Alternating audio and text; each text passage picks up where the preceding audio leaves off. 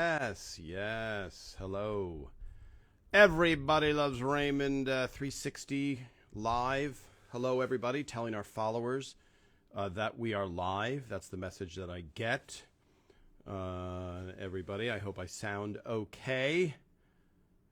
Hello. Today, very excited to be joined by Lew Schneider, writer on the series from day one until the end, writer of many of your favorite episodes. And today, we will be talking about the Christmas Picture episode, since Christmas is in 1 week. And the Christmas Picture is always listed as one of people's favorite overall episodes and one of the top Christmas episodes. So Lew will have a lot of answers for us. Saying a couple of hello. Hello, Noah. Hello, Annabelle. Yes, Lew Schneider also played Snaps in the episode. We'll get to find out why, even though Lew was an actor and had starred in stuff himself, why was he chosen or forced to be on TV for this episode that he wrote? A very rare thing in the days of Everybody Loves Raymond. Good morning in Australia, Lee. Good day, sorry.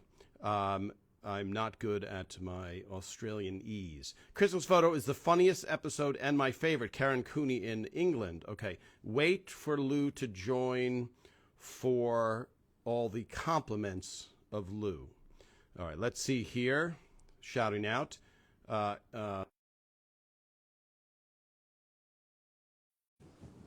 Hello, Boston.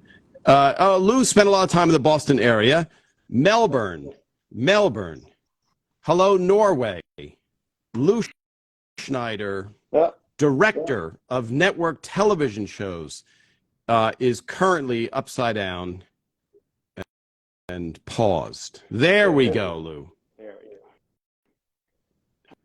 How come I can Zoom with people and my iPad orients properly? No offense, anyway. And then how come now if I'm upside down with you? How is that possible? Yeah. What if I did this? Yes. Yeah, that flips the camera. Yeah. So we look at your blinds. Now that's your desk. What if I keep flipping? Yeah, car sickness, seasickness. What is the effect you're looking for, Lew? No. Yes. We have a site. Yep, we have a site called Old Men Ask Questions About Computers that we can go over to after this. And the short of it is, Lew, I don't know the answer to that. It's very frustrating. So does it happen to other people? Yes, of course. Yes. Well, just so you know, I think I've said this to you. Maybe I told this story. Larry from Craft Services took 35 minutes to join to figure it out. So he holds the record. I blame Elon Musk. He owns Instagram, right? Do I have that right? You are correct. No, maybe correct in that you are completely wrong. Yeah, you are completely wrong. But he also, Larry, just to add for the story, Larry was also a Navy SEAL, so he was a competent guy in doing many things. Okay, so Lew, only because at the beginning there's so many people around the world, and I'd like to say hello to them, even though it runs into your guest time. But here's somebody who's writing. I'm seeing Phil Rosenthal in Manchester, United Kingdom next month. Now, Phil is having an affair, or he's there for, because that would be a public confession. Is it RFS Fleming? I like the last name. Lew, just so you know, Phil is on a book tour for everybody watching. Oh, I know. Yes, I know you know, but some of the people in Norway don't know. Phil has a place that he goes for lutefisk that you can't believe how good. Nice. It's incredible. I don't know why that's getting a lot of hearts, but it is. Okay, so let me go back and catch up, Lew, and then we're going to get into the Christmas Picture. And of course, Annabelle. Do you remember Annabelle, who used to come to the episodes of Raymond? You'll remember when you see a picture. Oh, the biggest glutton for punishment. Oh my God. She pointed out that not only did Lew write the episode, but Lew also is in the episode, which is a rare thing on Raymond. It might be the only time it happened. Jeremy in the sneeze. Did he write the sneeze? No. He didn't write it. No, that's true. In terms of like who was on that wrote the episode, I don't know. Ray. Well, Ray Ray, did. oh, there you go. That's a good example. Ray was able to do Yeah. it. So let me frame for everybody. This is Tom Caltabiano. I was on Everett Loves Raymond, and we're talking to Lew Schneider, who knew Phil Rosenthal from before Everett Loves Raymond, because Lew starred in a show that Phil wrote on. Lew and Tom McGowan were in a TV show called Down the Shore. And Lew, a very funny stand-up who had done a tremendous amount of stand-up, also knew Ray. So we're going to get to the Christmas Picture episode, but Lew had written many, many episodes, and Lew is happily married. He was at the time, and he still is, which is the same person. Same person. Yeah, that's significant. And so a lot of the storylines, boob job, the annoying kid, T-ball, all of these are just, as I've said in the past for people watching, Phil's dictum was like, go lead your life, come in, maybe have a fight with your wife, come in, tell that story. So the Christmas Picture, because we only have so many days to talk about the Christmas episodes, but the Christmas episodes with Raymond always seem to be just a hair more something, and whether it's sentimental or hairier. Yes. So let's talk about, Lew, the genesis of the Christmas Picture. Okay, well, first of all, the idea of a professional photo came to me, as and I'm sure it comes to many parents, after years of doing it ourselves or trying to have a friend do it. And, there's some sort of mathematical formula that I don't know, but it uses exponents, and it's the number of kids you have times the amount of film in those days, or memory, amounts of memory on your camera. Whatever that number is, you can exponentially multiply that to the number of kids, and you come up with the number of pictures you're going to take, and you're going to try to get one. You're going to try to get one photo. And so after years of frustration, I think we came in and we talked about like what a pain in the ass it was. And we said, what if? And I think this is, the beauty of that room, that writer's room, is we said, well, yeah, that's a thing. Getting your picture taken is hard. And what if it's the big, you always have that idea of sibling rivalry between Ray and Robert. So it's what if it's the gift what if it's Marie's picture? She wants a picture of her kids and her family.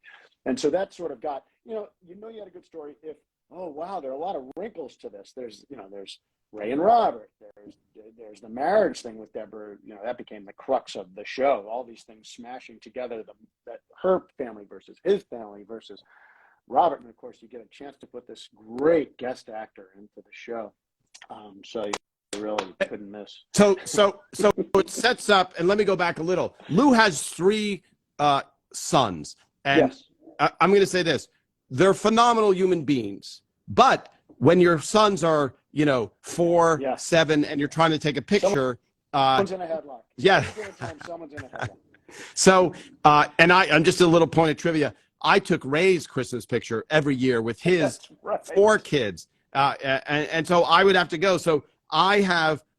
So in those days, you would shoot a roll of 36. So I have roll after roll after roll of Ray's kids, where I'm going, I just need one where they lock in for 1 second, and then it's, oh, I saw a monkey, and then they, so that's now how Photoshop got great, because you could go, oh, wait, well, this idiot, he's looking, he's got his tongue out, but wait, not in this shot, he doesn't. He just smashed his head onto something else. It's so great. Yeah. It saved so many families, Photoshop. No one gives it the credit. The Photoshop guy didn't get the Nobel Peace Prize, or hasn't yet, but he should. The saved marriage award or something. So when you are, and for those of you watching, and I've thought about this, Lew, if they didn't invent this, as frustrating it is with Instagram and technology. So I have so many photos of people who visited the set, like Annabelle, who I have a picture of her holding the canister. So many people, and this happened with, for those of you that know sports, specifically professional baseball, we did an episode with the Mets, the 1969 Mets, and the catcher on the Mets is a guy named Jerry Grody. So he visits set with his family, not when he was doing the show, another time. And someone reaches out to me. They go, hey, there was a guy named Tom who I think took pictures of us, and can you find him? I cannot find them anywhere. It's Jerry Grody. Please send pictures that you took of my family. Can't find him. And I'm like, I'm sorry, I can't. I assume I took him. Maybe 5 years later, Ray Romano's assistant I'm in Ray's office. She goes, hey, here's a proof sheet of all the kids. And I go, oh, okay. And it's 33 pictures of the kids and 3 photos of Jerry Grody and his. You know what I've been looking for, Tom? I'm going to use everybody's time on this. Yes. I once claimed, and correctly, Tom will back me up on this, that at the height of the show, Erin, Phil's assistant, said, what do the writers want to have at the holiday party, for the cast and crew and families holiday party? And as a joke, because we were so full of ourselves at the time, someone suggested, and I believe it was Tucker, said, we'd like a monkey. And she laughed and said, okay, just to see if she could get it from the network or the studio. Well, maybe they combined on this. And they got us a chimp. And I was telling people, oh yeah, that, we used to be able to get stuff. Now you can't get a pack of saltines, but we got a chimp at our party. And someone said, please send me a picture. I said, sure, we have a picture. I even have the date, and I was sure Tom took pictures of everything. We cannot come up with a picture of the chimp. It may be been one of those things like, oh no, don't take pictures of the chimp. He goes crazy. Well, even we know what chimps can do. But even, by the way, even telling the story now in this environment of cancel everybody, it's like, did you know that the Everett Raymond abused animals? They abused animals. They were animal lovers, all of them. But the chimp story. So I'm going to go to the chimp story. That picture, the reason I had so many pictures on one proof sheet to raise kids is eyes closed, tongue, what Lew was talking about. And so when you do a family picture, and we're going to get to the dynamic of fighting in-laws, which is anything that's emotionally charged where you go, well, this is going to be terrible in real life, makes for a good television show. So what Lew was talking about is, just to give a little bit of framework, at the beginning of Everett Raymond, our Christmas party was beer on stage and some cookies, because we were 85 in the ratings, and it was like, hey, good job, Lew Schneider and everybody else. One beer and something from the left tin over there of cookies, but not too many, And then it was also kind of like, when you're finished with your beer and your cookie, please go back and write yourself out of a hole. Like, you might have to go back to the office. Yes, it was bad. So as the show went up in ratings, it becomes more valuable to the network. And so the network says, well, we want to keep them funny, but we want to keep them happy so they can write the show for 15 seasons.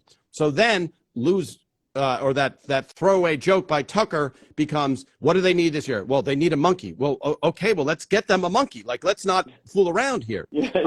And so it's a very interesting point of power within the life cycle of a show. Yeah. So the beginning is you're having one beer only, to they need a monkey, get them a monkey. Like, I don't want to hear anything more. So, and what Lew's saying is, I usually had a picture of every event. I did not go to that Christmas party, so I don't have a picture. I should, if I was there, I'd have 40 monkeys. Well, they had a hill with snow and stuff for kids. And so chocolate fountain. Right. And I didn't have kids, and I'm like, I don't need to see a monkey, and I don't need to, so unfortunately I wasn't there. Yes, I'm happy to see a monkey, Lew. Don't get me wrong. I was very happy. Was it your chimp allergy? You should have claimed. Okay, back to so sorry. Let me catch you up, everybody. Always, by the way, Lew, they always love when you visit because they know it's spontaneous, funny. On the annoying kid, Spencer. So we'll go back to Christmas, but just for this thing, so many people go, I hate the Spencer episode, and I turn it off because the kid's so annoying. And we go, yes, mission accomplished. That was the goal, is to have Spencer be annoying. And so we did talk about, yes. Let me see. Yes, hello. No. RTF, yes. The person that's seeing Phil has to leave and say happy health and all of you from the UK, I'm hoping. Yeah, from Manchester. And by the way, I think for Phil's book tour, potentially, if you write in, I know we have a lot of people from the more, and I don't know the right terms, but Southern England, more towards Plymouth, etc. If you write in and request Phil to appear at your town, if you can get together at least 12 people, I think Phil would be willing to come by and promote his book. I thought you were going to conjure him up, if you really believe, because it's so Christmassy. If you really believe, and you say 3 wishes at the stroke of midnight on Christmas Eve, a Jew will appear. Lew Schneider, also Jewish, just for those. I can say that. It's fine. Put your pens down. Karen is asking, Lew, are you an experienced photographer? Or are you an experienced photographer, Lew, question mark. I'm terrible. Well, I'm terrible. It's funny. It's funny because now I direct a show and I should know way more about cameras, but clearly I can't even get the iPad to orient properly. I'm terrible. but like my wife is very good. But you don't, just for Karen's sake, the more important thing is, it's a great question, but acting is more important than photography. Right. And having said that, where Phil said to me, I need pictures, so you're going to be in the show, not because we're going to make you a giant star, but you need to take those pictures, and I'd rather you be in there than be in the way, right, which I usually am 4 feet away. Just get in the shot. So they needed Lew to be funny and deliver lines. I don't even know. I don't think you had film in that camera. No, I did have a trigger. Flash trigger. Flash trigger, exactly. So every time I pressed the shutter, every time I pressed the shutter, the flash would go. But I wasn't exposing any film. All those were still stores. All right. So now the setting of this dynamic, because here's a lot of people we have. I see. So Lew, when I read these discussion groups, it's great because everyone is invested, and I want to send to Phil and all the writers. Someone wrote a very eloquent thing about this. Someone would say, blah, blah, blah, commented about an episode. And inevitably one person would write, it's just a TV show. And somebody wrote a very eloquent thing that said, okay, but a play is just a play. This is this. A novel is just made up. We'd like to discuss. We know it's a novel. We know it's a play. We know that Bill Shakespeare, wasn't doing a documentary. Like, we know all this. And it was such a great thing. That's what this discussion, the thing about, okay, the in-laws, the snooty in-laws, and I can say that now because I don't Robert refers to them as hoity and toity in this episode, which I think is funny. Yes, which is great. By the way, it's funny, Lew. So you're referencing something in your own script. So the other day, I was telling someone what happened in an episode, and then this happened, and this happened, and the person I was telling it to was Ray Romano, who couldn't remember what happened there. So he was enjoying it. And then what did he do? Well, then he... What did I do? Yes, he didn't say, what did I do? I said, well, he, which is you, and it was talking about the toaster episode, because there was a lot of talk about the living room of Deborah's parents, which was super modern, super chic, etc. All right. So Lew, that idea of the Christmas picture, let's introduce the in-laws who Marie calls them. Is it Connecticut? Is it real grandma and Connecticut grandma in another episode? She didn't call them in this episode, but she did refer to them as Connecticut grandma. Right. And and if you someone mentioned Boston before. Hi from Boston. You've had that geographical challenge ever in your marriage? Yeah. It really is not about the geography of the globe. It's about the geography of the heart. No matter how, unless those parents are in some crazy commune with each other, you are denying someone access to their grandchildren. And my in-laws lived about as close as you can get. I mean, to not being Ray Romano, but my in-laws lived 6 minutes away by car from my parents' house. And yet my mother would still say things just like, and the facial expressions were so much, but you'll be over there. Oh. Mom, but I'll be right back. Like what Deborah said, it wasn't my line, but Marie says in the episode, but Deborah has suggested that maybe they could have Christmas Eve in Connecticut and then make their way to Long Island back to Lynbrook to be with the Barones on Christmas morning. And Marie says, but I would not see their little faces until 10 o'clock. She goes, you'd have to get up in the middle of the night. She said, no, we'd get there about 10 o'clock. And she'd say, but I wouldn't see their little faces on Christmas morning. And she says, they still have faces at 10 o'clock. And she doesn't make a face. And Robert begins to laugh. Robert starts to laugh at what a great line that is. And she says, you still have faces. And Marie turns and looks at him, and he does about 20 seconds of, I wasn't laughing. I'm sorry, and I wasn't laughing. And I had, by the way, I know this. I haven't seen this show in years, and I watched it. I never prepare for anything, and I watched the show, and you know what? Didn't care for it. No, it holds up. Well, It holds up. I think the family tension, and for those of you just joining, this is Tom Caltabiano, writer on Everyone's Raymond, talking to Lew Schneider, who wrote The Christmas Picture and many, many, many other episodes. And we're talking about the Christmas Picture episode where the in-laws arrive to instill. They're on their way to, in a couple of weeks, they're going to Buenos Aires. By the way, and Warren speaks Spanish. So Lew, off of that, and we've painted the dynamic of, we know how Marie is.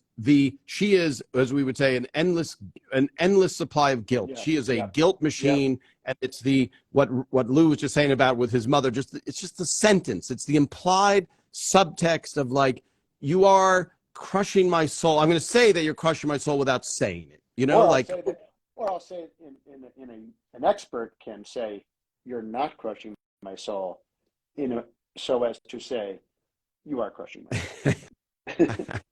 So, by the way, just here's a little trivia for real Raymond fans. The in-laws are very much based on the in-laws of somebody that's in Phil's family, right? Would you say? Yeah, that's well put. Okay. Nice, a little teaser for people, the true fans. Yes. Well, I just think I don't know if they're still around, but I don't know. I think maybe one of them. I don't know. I think I actually saw their daughter not long ago, and I said, I don't know. Oh, okay. In New York. So, so the dynamic, just so you know, when you're writing a TV show based on real life, they're in season 1. We meet the in-laws, and they're perfectly cast by Robert Culp and Katherine Hellman are just perfect, and there's a pomposity and a worldliness, and we hear him speaking Spanish in this episode, which we'll talk about. But in the beginning, they're going to visit Vietnam. Sorry, when we first see them, they're going to visit Vietnam. And in 1996 in America, Vietnam is still, it's still only bad memories. Whatever it is, forget politics. It's not great. And as someone who's visited Vietnam, and it's phenomenal, and the people, it's great. But at that point, and Frank says something like, it'll be more fun than Vietnam, which might not get a laugh in 20 years. But at that point, Phil is going, oh man, I got to see these people. I'm walking a fine line, just like with Ray and his brother, the real policeman. And Ray is getting calls from his mother, Raymond. Do you have to make fun of him? The people at the precinct are, and it's like, it's a TV show. So we have the perfect setting for this Christmas picture of, they drive all the way from Connecticut. They're saying a trip. They're going to go. They're a big surprise to our hero, because Ray was getting his mother. He thought he had a better gift than Robert, because he was going to get her this great Christmas photo. Why? Because she told him, Raymond, this year I would like you to get me a family portrait. And so he does it, and he's so smug about having a better present than Robert, which we won't talk about until someone types it in 2 seconds. And so he'd had a little fight with Deborah over this. There had been some friction with Deborah about what Christmas meant and who they were going to spend it with. And when they're about to take the photo, who shows up for the family photo but Deborah's family? And that Ray hadn't thought that was going to happen, and Marie certainly didn't think that was going to happen. And so that's where the show sort of kicks into, it was in a pretty good gear, and it got into a little bit better of a gear once you turn the heat up at that moment. So that was, I can't take credit for that. I think that was Phil's idea, or your idea, or somebody's idea, and it got a little better, and I'm not stupid. Well, here, write what they tell you to write. The hammock is a great idea. We're getting that. I don't know who. But by again, the way, I think this was my line. You really want to watch Mom fight her way out of a hammock? Yes. And actually, I think the phrasing was even fight her way. Yeah. And by the way, what Lew's alluding to is, you have the idea, like I had, and 100% happened to me, the young girl episode, 100% happened to me. But any of the writers can come up with a line that's the best line of the entire episode. And so it's a little bit uncouth for the dynamic on Raymond. Yeah, the dynamic was it, don't run up and go, you hear that great line in Tom's script? Yeah. I wrote it, and then walk away. It just, because that in 2 months, maybe you have the best line or whatever. What? And I may very well have not come up with that line. Now that I think of it, it seems a little too funny for me.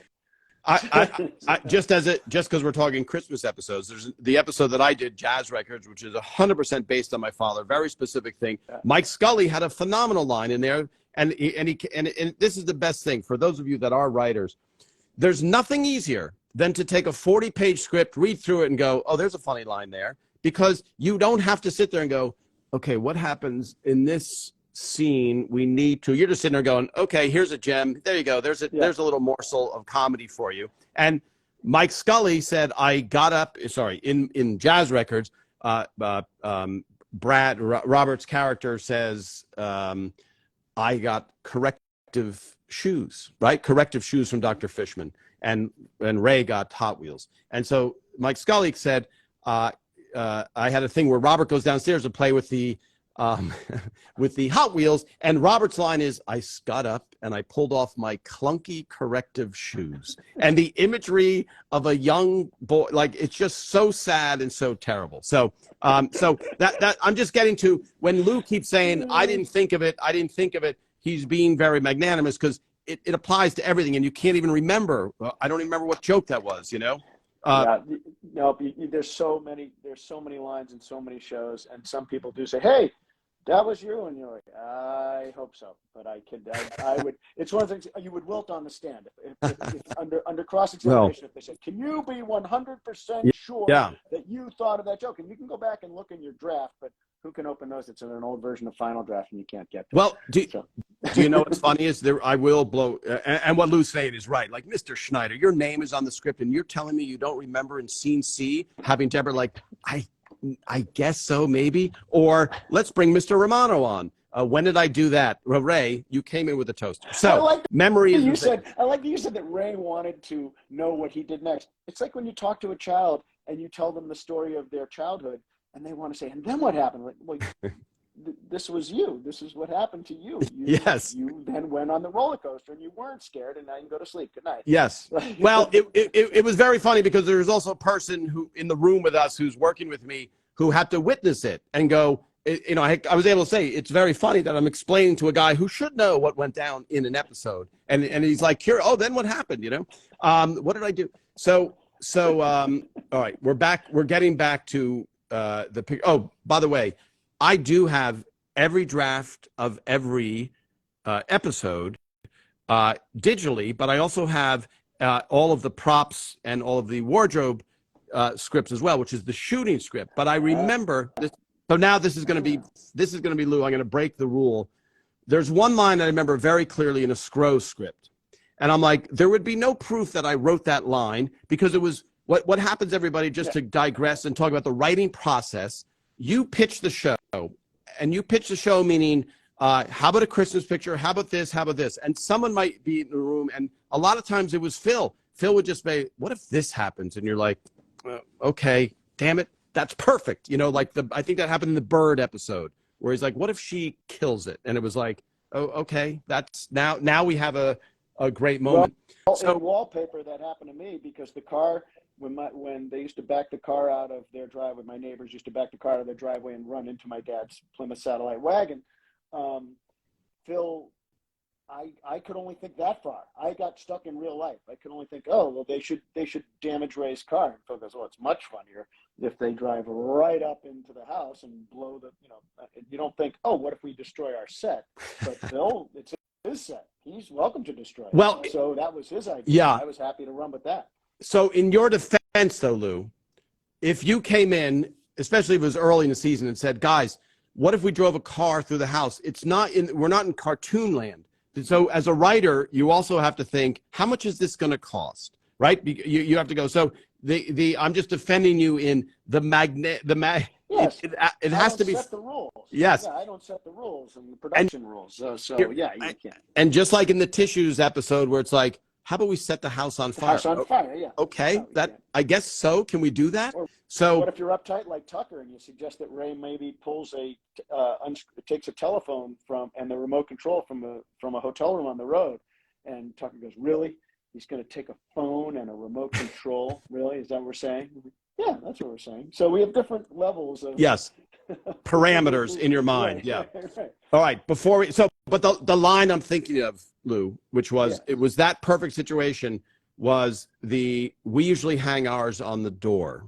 So, yeah, which is a great, but I remember specifically saying, being like, okay, that's good. And then Phil wrote a But script. explain the context to that. Yeah, well, I will. Well, it's on this site. Everybody knows that line. So, but I will. So, Ray wants, all I want for Christmas is the name of the episode, and Ray is vacuuming, and Deborah kisses him because he looks sexy to her because he's doing chores, and so he's completely oblivious to it, and he uses the great scroll line, which is, "You've already activated the launch sequence. What are you doing? You've activated the launch." That was Scro's line, except I've been saying activated the. I'm going to quibble with Scro on this. Yeah. I've been always saying activated the launch sequence. He put it in the script, but I've been using activated the launch sequence about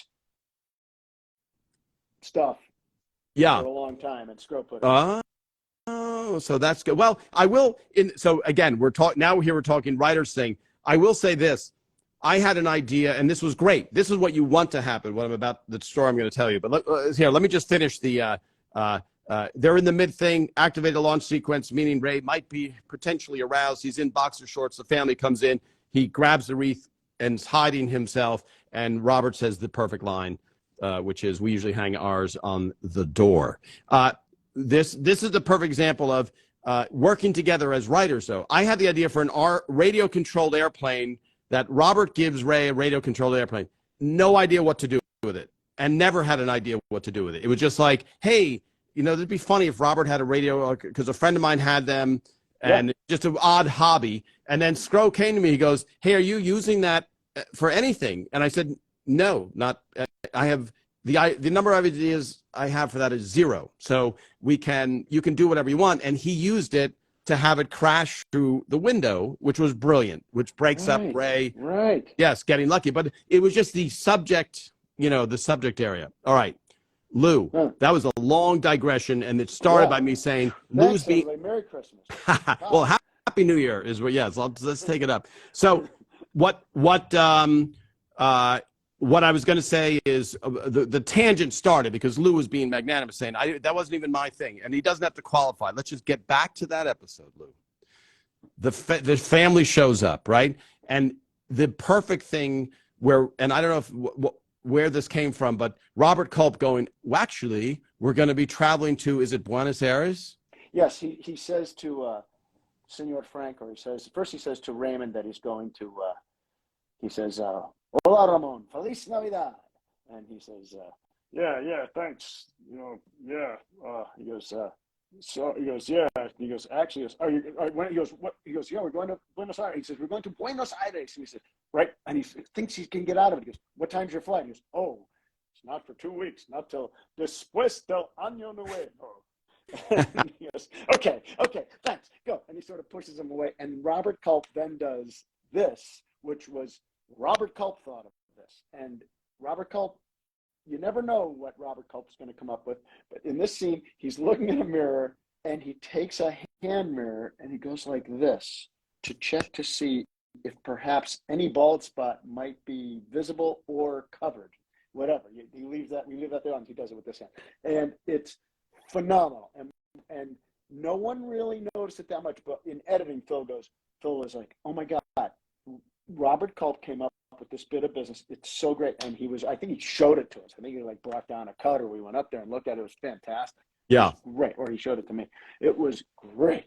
Yeah. It was so funny. And Lou, off of that, Aaron Shore said somebody described comedy writing as more dentistry than anything else, where you're slowly chipping away and adding stuff. So that one little bit, just like, and for some reason this line sticks in my head, and I don't know why. He was talking about the horrific traffic, and he goes, "It was jammed." And he did. It was supposed to be my Uncle Jack's reading. The way it was in the script was, my Uncle Jack used to always say, he'd say, "I gotta tell you, that parkway was jammed. I mean jammed." But that's not Robert Culp's rhythm. He said it as if it was a great thing. And it played funny. He says, "The Merritt Parkway was jammed. I mean jammed." And it was, see, Tom laughed harder. It was really funny when he said it. And that's one of the weird things about you work on these shows and your thought is, no, I have it in my head this way. And you're about to say no. And then you think, wait a minute, everyone just laughed. Keep your mouth shut and take credit for this. This is like, it's like, shut up. It was good. Like Well, what the guy did was great. yeah. And I think, Lew, that applies so much to the cast of Raymond, to Brad Garrett, to Patty Heaton, to Patricia Heaton. Like you just go, oh my God, that's 10 times funnier than we imagined it. Like, where did that come from? And you're, oh, Brad doesn't want to change. He's trying to he's still mad at Ray about the gift and everything. And he's loving that Ray is twisting in the wind on this thing. And Ray has asked him, because he came from work, to change clothes. He's wearing his police uniform. He's asked him to change clothes. And it's not even a big, it's the easiest bit in the world. At one point he goes, Robert, just go change, right? He goes, I will. And he goes, what do you say? And he goes, now. He goes, Raymond, please. Thank you, Raymond. You get more things from people when you use a little courtesy goes a long way around. yeah. And none of that is particularly funny on the page.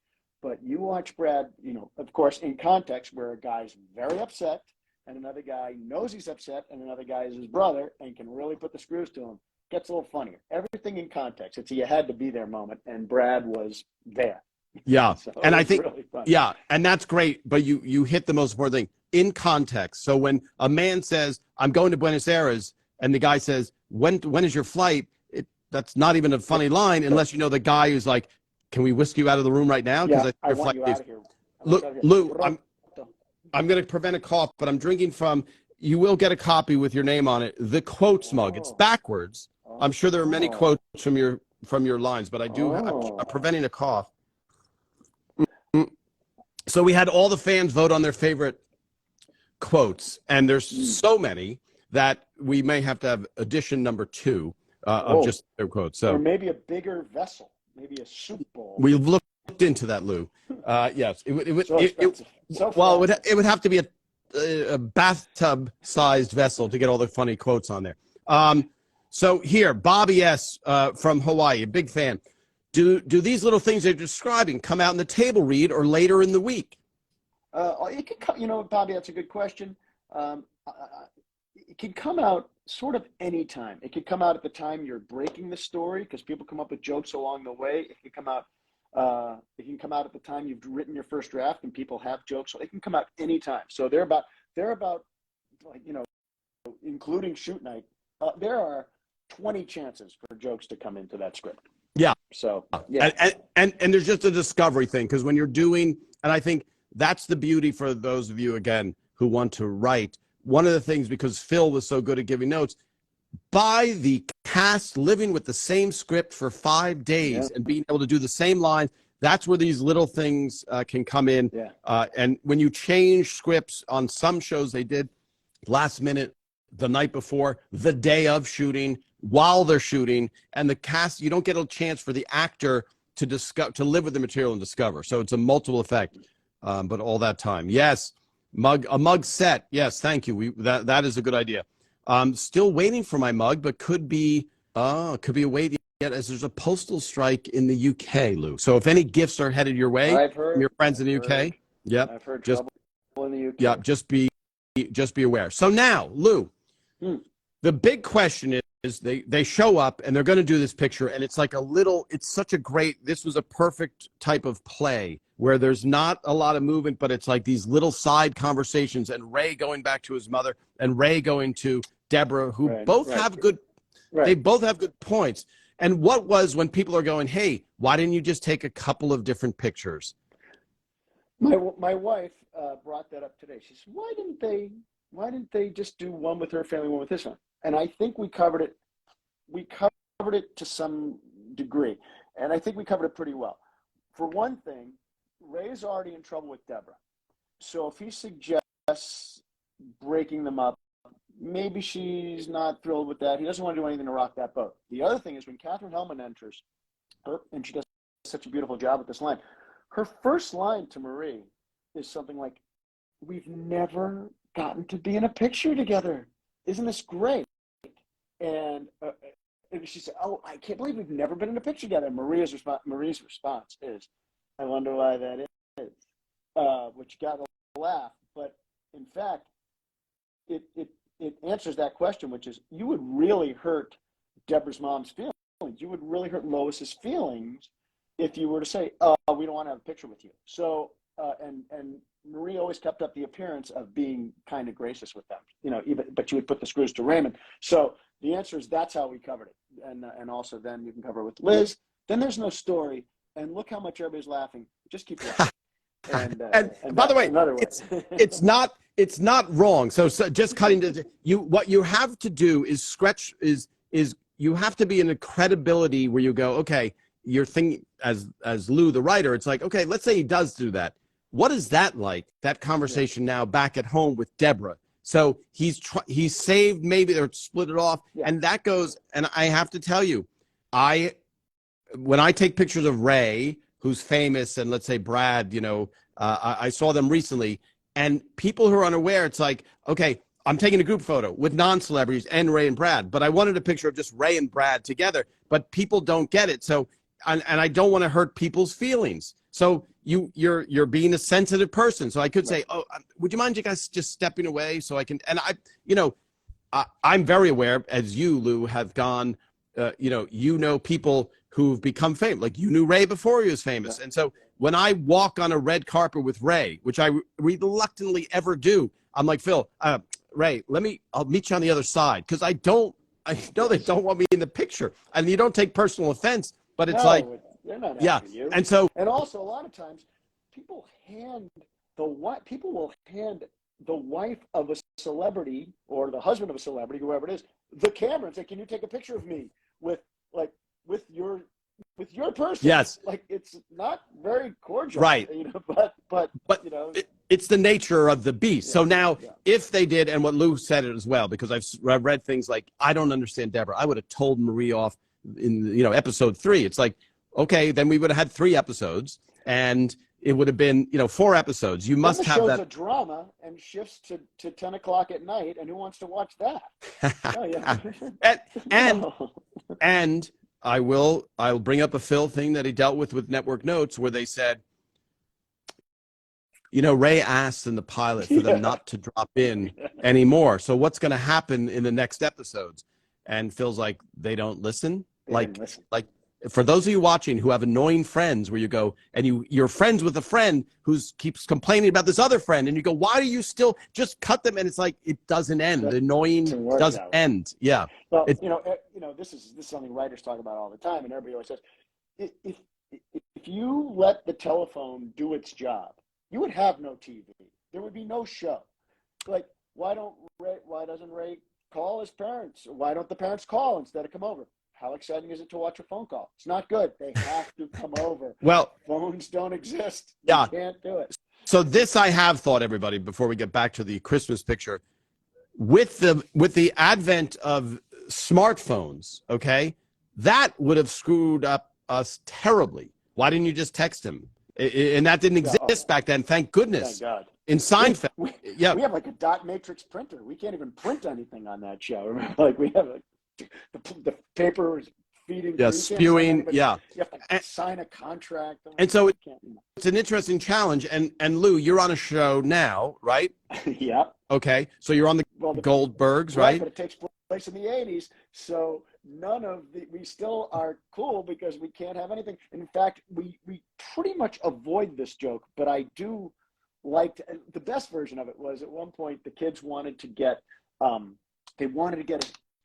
CD player, and they go to Jeff Garland's character and they say, "Dad, we know what we need for Christmas. We want a CD player." "No, you're not getting it." "What do you mean? First you wanted a stereo, then you wanted an 8-track, then you wanted a cassette player, and now you want this thing? No way. Where does it end?" And the kid, with complete honesty, says, "Right here. This is it. The CD is the farthest it'll ever go. How can it get any better than this?" And I love that joke, because at the time when you get stuff like that, you're like, "No, this is it. This is the best. You can't get more than this." And we do the joke of like, "What? Yeah, why didn't you call? What? Like, I have a phone in my pocket?" Well, No. so then to go back even more primitive again, this is Tom Calvino talking to Lew Schneider. A lot of people go, why didn't Deborah buy her own big spoon? Like, did she have to keep borrowing? And we were like, at first it legitimately was a mechanism where we go, okay, we need an excuse to come over. And then it was like, you know what? There's no excuse. Just Marie comes over and Deborah comes over. Like you don't, Also, you do, even though they have this issue, it's like, what, are you going to buy a spoon? There's one right there. I mean, all I need is, I'm like, oh, yeah, throwing money around like spoons growing trees. No, you borrow a spoon. By the way, here, Donnell just commenting, there was a great callback with Katherine Hellman does in Fighting In-Laws where she mimics Culp looking at his hair in the mirror. How's my hair face? God. How's my hair face? Yeah. Oh my God. Probably you're right. Probably Yes. because you're watching and I'm not watching. Annabelle saying she loves the Goldberg. So now, Lou, Annabelle, you're very nice. we're finishing up the Christmas picture. It gets to the point where Ray reaches his snapping point, which is not dissimilar to Wallpaper, the Wallpaper episode. Yes. In Yes. the one of the few times we've seen Ray blow his cork. Yeah. And what's interesting to me is, for those of you that haven't watched it recently, Ray is just finally, he can't take it. And I don't know, Lou, whether this came up before, the pushing of Marie over in the chair against her will. Was that in? No. After, I think, I seem to remember that he was going to get her over there somehow. And we were trying to figure that out. And that came up on stage. I think there was one where I think he was just sort of taking her by the arms. And it might have been a playback on when remember she grabs him and he goes, nails, nails, nails. There might have been a thing where he was going to grab her or just convince her to go. But then I think I don't know if it was in the draft. I'd have to look again. I don't know. I think it was found that chair would slide on those felt pads that I am always knocking off chairs. But yeah. So he moved her. He moves her, and then he can't, and then the Pashmina line, which gets quoted very often. You know what I noticed in this one when I just watched it today? He really manhandles Allie. Did you notice that? No, did not notice. In a funny way, he puts the kids in the photos. All right, everybody, get it. Okay, I'm going to talk for a second about. Do you want to talk about my version? What I did in this? Okay, I didn't want to be. I wanted to be in the episode. I pitched. My wife and I had gone to a pediatrician one time for one of the kids, and he had a weird way of being with children. And I sort of picked up on it. I said, "Do you have children of your own?" He said, "No, but I have 3 Irish setters." And he talked to kids. I think he said to our son, like, "Who's a good boy? Who's a good boy?" Like, and I was like, this guy talks to kids like they're dogs. So that was my pitch. Phil was like, yeah, so I pitched that as how the photographer would act. And so Phil says, "Oh, okay, you be that guy." He laughed. He said, you be the guy. So I was like, okay, who wants to get a picture taken? Come on, here we go. Let's get a picture taken. Come on, I have treats, whatever. And we did it at run through. I did it. It tanked. It's terrible. And already I'm cured of the I want to be in the show again. I'm like, okay, well, I don't have to do it. Phil, we get back to the room. Phil says, that sucked. What else you got? And I said, he could be, and because this is an old piece of my stand-up act, I used to say that my wedding pictures were cheap. The person who took them was the driver, was the motor vehicle photographer. Stand there, click. Anyway, so I said, what if it was the crime scene photographer from who takes pictures of dead bodies at the crime scenes? And so Phil goes, "That's funny." And I'm like, okay, I don't have to do that. Phil says, "You'll be that guy," which is very nice of Phil. But so then I was that guy. And then, of course, because Robert is a cop, it was funny to have him meet his buddy who he calls Snaps. That was the guy's nickname. So the guy's name was actually Stephen Golden, but he was Snaps, the photographer, and he and Robert shared a fun moment when they remember, when was the last time we saw each other? The Bronx, right? Yeah. Decapitation? Yeah, and they both take a minute, and then they go, yeah. And then they had fond memories of that moment. And so that's where that came from. But Ray takes Allie in that moment when I say, okay, come on, who's going to be in the photo? There's a little bleed over of the old Irish setter guy. And Ray goes, all right, here we go. And he grabs Allie and he sort of plops her into the spot, which, like, I don't know. It's a little rough, but not too rough. If you're a parent, you've done it. Oh, It was yeah. like, Yeah. And I think Lou, just going back to that moment, it's a great moment because the decapitation moment, sorry, because they share this thing and you go, it has to be a hideous, hideous thing they witnessed. And it was like this, don't say anything, remember the event, kind of laugh a little, and then move on. It was like, they were probably not laughing about the decapitation, but it was kind of funny, the whole thing. Those days. Whatever it was, or whatever maybe they went out after, but they laughed. It was fun. Yeah, and we should point out that Ray's brother in real life was in the Bronx. Yeah. Was in at times, yes, was in the Bronx. Yeah, he was like the 2-4 at one point, right?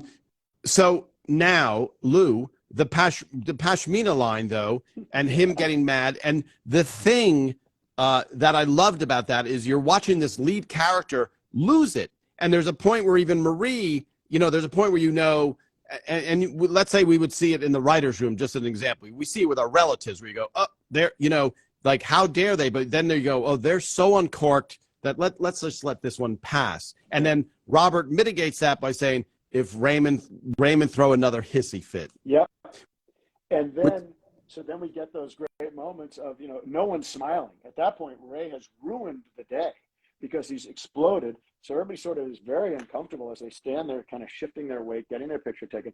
And Robert saves the day by saying, yeah, because I'm saying, come on, everybody, smile. And Robert says, do what he says. You don't want Raymond to throw another hissy fit. And everyone starts to smile a little. And you think, oh, that's it. And then Robert says, and we take a picture and you see the still. And then Robert says, yeah, nobody do, and everybody get a picture. I'm getting my picture. And he imitates Ray. And everyone laughs. And you get a great picture of everybody except Raymond. And they think, well, that's the end of the show. And then Raymond says, Robert got you a hammock. And now Robert's in a terrible mood, and everybody else is still smiling, and Ray is smiling, and Robert's at a terrible. So everybody gets theirs. Yes. It was really good. It tied it up. It was awesome. And Lou, I don't think that was in the script, by the way. Yeah. I think we discovered that at run. By the way, I'm going to have to look at the script and go back through every iteration because it's even interesting. And when there's specific moments, even of different episodes, and we'll look for the chair, like Robert. So just for everybody watching, every single day they put out a different version of the script. It might have 2 changes. It might have 2 new lines, but you still have to give out a brand new script. So everyone's on the same script. So you'll see stuff that gets added. But, a very popular thing is where they come through, an episode that Lou wrote. It's like they crash through the wall. Well, we know that's there from the beginning. That didn't change. Yeah. But then there's other things that did change. Now here, Lou, and you may not have the answer, but this comes up a lot, and I don't have the answer. People go, in the Wallpaper episode, I don't see a difference in the wallpaper before and after. And do you remember, because that was I think it's purposely that there's no difference. I think Ray sees the difference. And it's him deciding. By the way, that's our 100th episode, the Wallpaper episode. And I think Ray sees. I don't recall there being a difference. I think the point was that Ray looks and sees a seam, and it's so nothing that the point is that as long as Ray, the character, believes that his life is like it's not about the wallpaper. And I think that the show is about intrusion, and so that's what it is. I don't think there was anything really different. Well, we'll have to ask the design, Sharon Bussey, and we'll have to go back to the source. But I don't see a difference. But people really examine it, and I think that is the perfect example of when you hear your friend arguing about something, and you go, "Oh, just let it go, whatever." It's like not letting it go, and you're like, "Is there really a difference that you have to?" Yep, and it's like from the outside, you seem crazy by holding.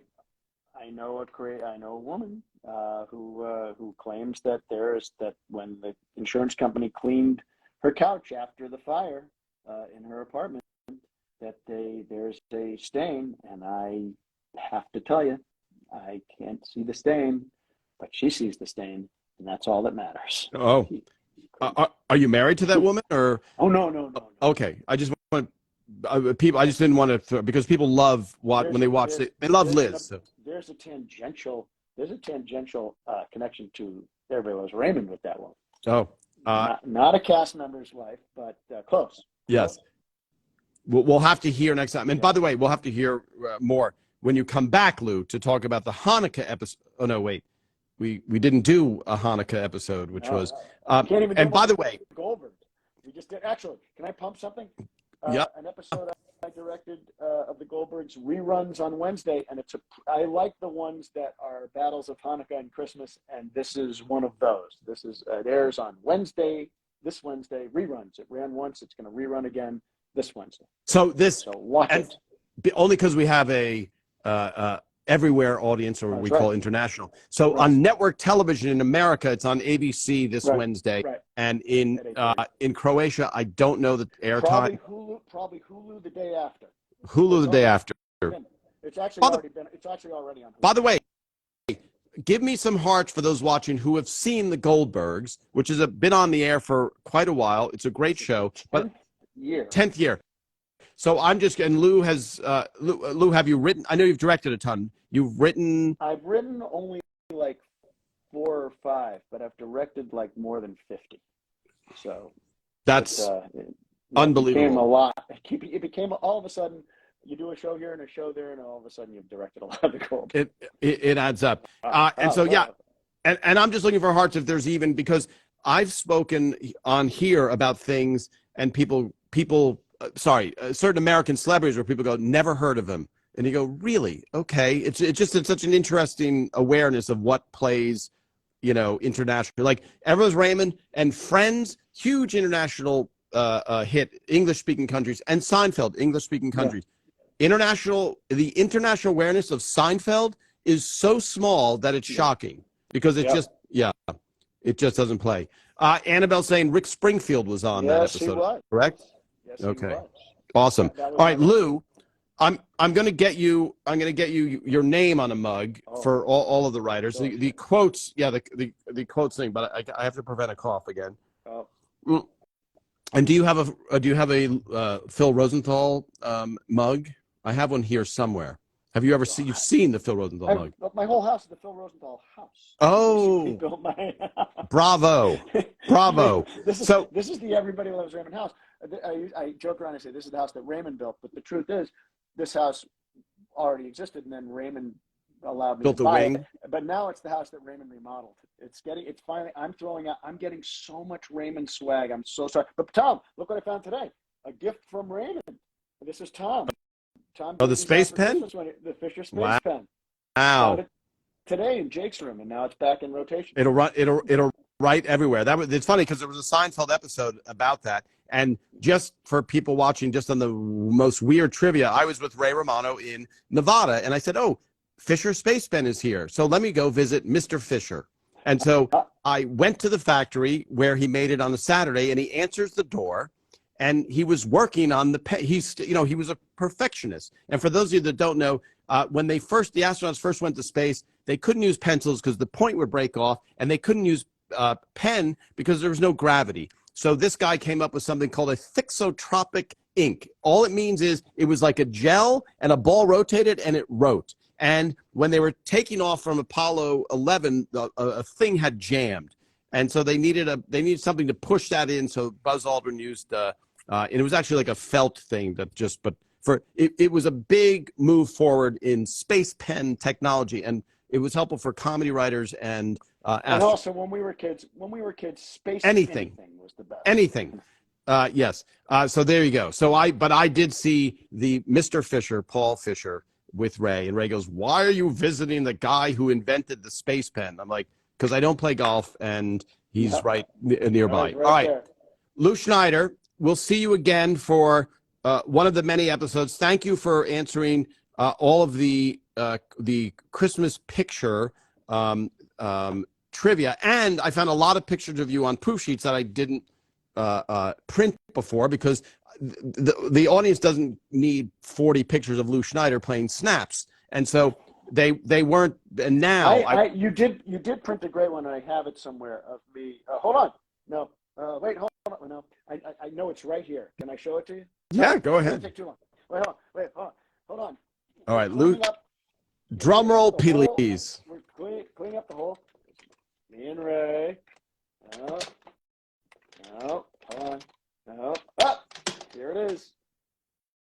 Oh yeah, they're one of my. Hold it up a little, Lou. Hold it up a little. Yeah, there we go. There's Lew Schneider as snaps, and that I think is the moment when Ray has snapped. Yep. And you're. I think that's right.